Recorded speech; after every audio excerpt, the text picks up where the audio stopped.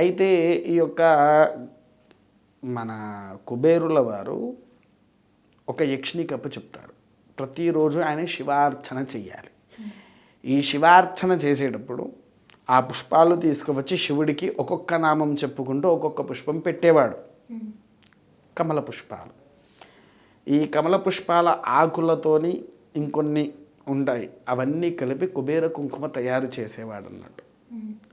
తయారు చేసి ఆయన పెట్టుకుంటూ పరమేశ్వరుడికి పెట్టి ఆయన పెట్టుకునేవాడు. అలా ఒక రోజున ఉండేసరికి ఆ యక్షిణి ఎవరైతే ఉందో కుబేరుడి యొక్క కుమారుడితో ప్రేమ వ్యవహారంలో పడుతుంది. ప్రేమాధికం నడిపించేటప్పుడు ఆ 108లో ఉండేటువంటి పుష్పం ఏదైతే ఉందో అందులో ఒక పుష్పాన్ని తన కుమారుడు తెంపి ఆ యక్షిణి యొక్క తలలో పెట్టేస్తాడు. పాపం అది యక్షిణి చూసుకోలేదు.